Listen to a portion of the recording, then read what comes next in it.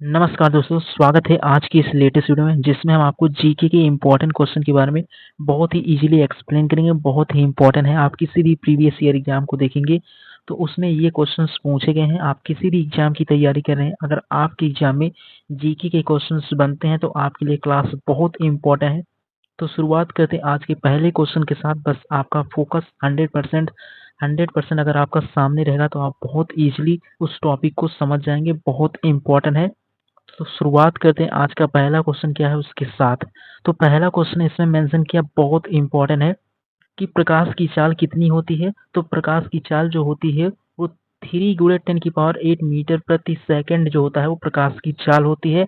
अगर बात करें जो प्रकाश की चाल सबसे अधिकतम कहाँ पर होती है, तो प्रकाश की चाल जो सबसे अधिकतम होती है वो निर्वात में होती है। और कहाँ पर होती है, सबसे अधिक होती है प्रकाश की चाल तो आपका निर्वात में होता है। बहुत इंपॉर्टेंट है।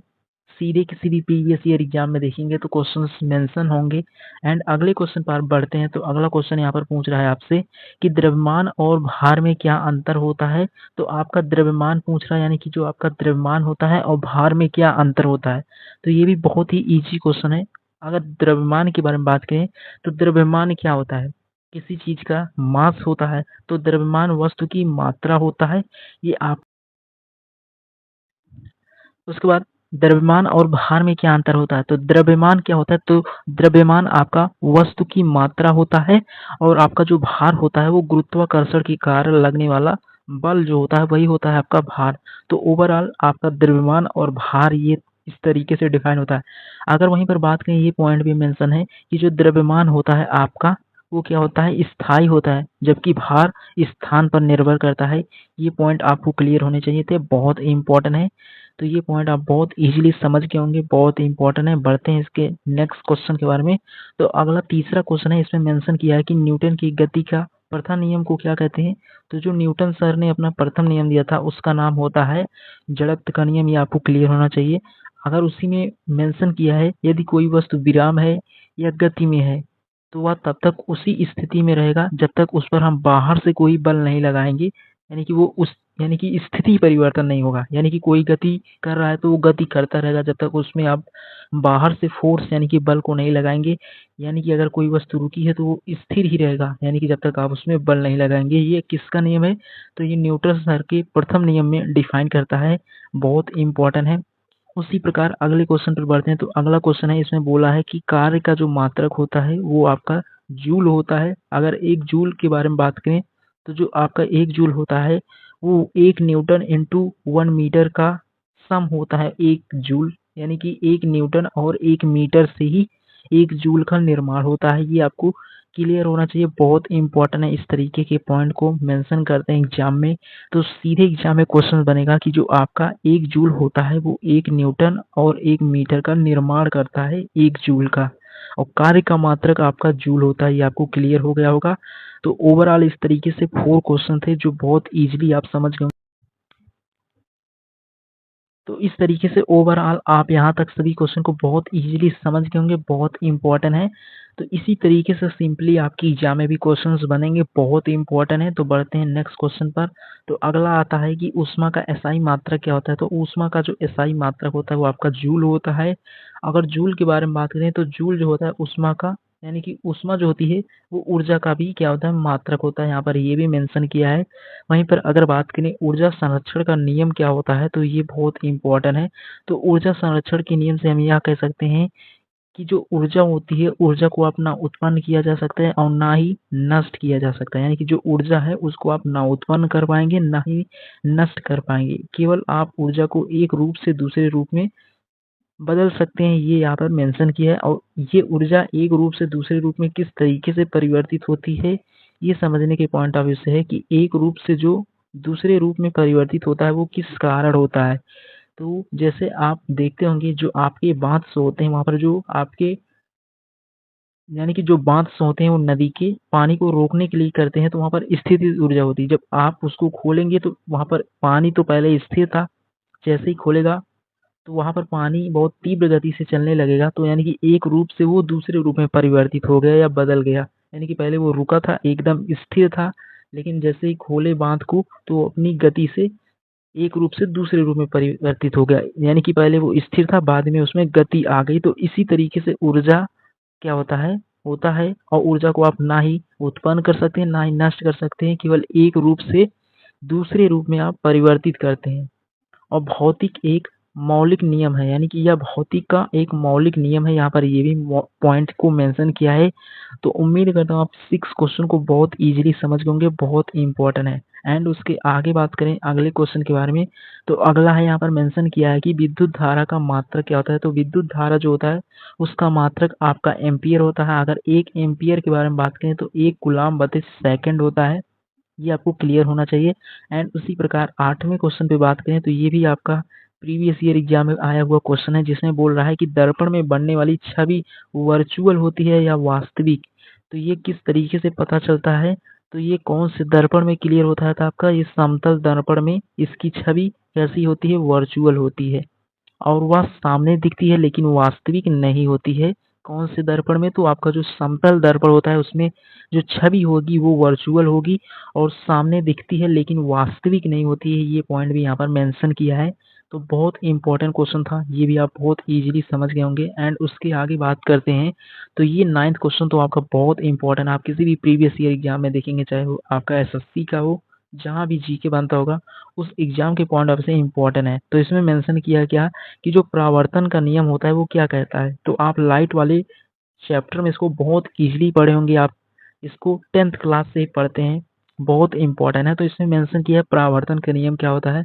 तो इसमें जो आपतन कोण होता है और परावर्तन कोण एक दूसरे के समान होते हैं और प्रकाश समान माध्यम में ही क्या होता है, परावर्तित होता है। ये भी आपको क्लियर होना था, तो बहुत इम्पोर्टेंट था। अगर बात करें न्यूटन के तीसरे नियम का, तो न्यूटन का जो तीसरा नियम होता है वो हमें क्या बताता है, तो यानी कि प्रत्येक क्रिया के समान विपरीत एक प्रतिक्रिया होती है। इसे ही आप न्यूटन का तीसरा नियम कहते हैं। यानी कि जैसे इसको कैसे हम प्रैक्टिकली देखते हैं, जैसे आप एक बॉल को एक दीवार पर मारते हैं तो वो दीवार से टकराकर फिर आपके पास आ जाता है, तो वो क्या होता है, न्यूटन का तीसरा नियम। यानी कि आपने एक क्रिया किया, वो विपरीत एक प्रतिक्रिया की है, यानी कि बॉल रिटर्न होकर दीवार से तुरंत आपके पास आ जाएगी। ये आपका न्यूटन का तीसरा नियम होता है। और यहाँ पर मेंशन किया है कि जो फोर्स होते हैं हमेशा जोड़े में क्या, यानी कि जो आपका बल होगा हमेशा जोड़े में कार्य करते हैं। ये भी आपको क्लियर होना चाहिए। तो उम्मीद करता हूँ आप 10 क्वेश्चन को बहुत इजीली समझ गए होंगे, बहुत इंपॉर्टेंट है। अगर आपको फिर भी कोई डाउट हो तो कमेंट बॉक्स में पूछ सकते हैं, बहुत इंपॉर्टेंट है। इसी तरीके से आपकी प्रीवियस ईयर एग्जाम में क्वेश्चंस बनते हैं। आप किसी भी एग्जाम को देखेंगे, चाहे वो आपका आरआरबी एएलपी का हो या किसी और एग्जाम जहाँ भी जीके बनता होगा, तो उनकी एग्जाम के पॉइंट ऑफ व्यू से इम्पोर्टेंट है। चाहे वो आपका यूपीपी का एग्जाम हो या आप किसी भी प्रीवियस ईयर एग्जाम को देखेंगे जिसमें जीके बनता होगा, उनकी एग्जाम के पॉइंट ऑफ व्यू से बहुत इंपॉर्टेंट है। बस फोकस आपका हमेशा सामने रहेगा तो आप बहुत इजीली समझ जाएंगे। एंड उसके आगे बात करते हैं, एसआई प्रणाली में दाब का मात्रक क्या होता है। तो जो दाब होता है वहाँ पर एसआई में इसका होता है पास्कल। अगर 1 पास्कल के बारे में बात करें तो 1 पास्कल आपका 1 न्यूटन प्रति मीटर स्क्वायर होता है। ये आपको क्लियर होना चाहिए, बहुत इंपॉर्टेंट है।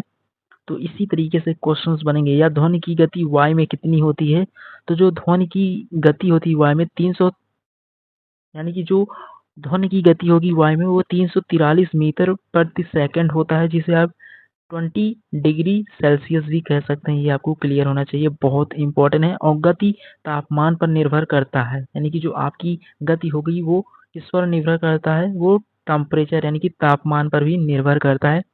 और ये क्लियर होना चाहिए कि ध्वनि की गति वायु में कितनी होती है, 343 मीटर प्रति सेकंड या 20 डिग्री सेल्सियस होती है। और जो तापमान होता है यानी कि जो गति होगी वो तापमान पर भी डिपेंड करती है। ये पॉइंट भी यहाँ पर मेंशन किया है, बहुत इंपॉर्टेंट है। तो ओवरऑल सभी पॉइंट को आप बहुत इजीली समझ गए होंगे। 343 मीटर प्रति सेकंड क्या होती है, ध्वनि की गति वायु में होती है और जो आपका गति होता है वो तापमान पर भी डिपेंड करता है। तो ओवरऑल इस तरीके से आप इन पोर्शन को भी बहुत इजीली समझ गए होंगे, बहुत इंपॉर्टेंट है। एंड उसके आगे बढ़ते हैं कि दर्पण में कौन सी छवि होती है।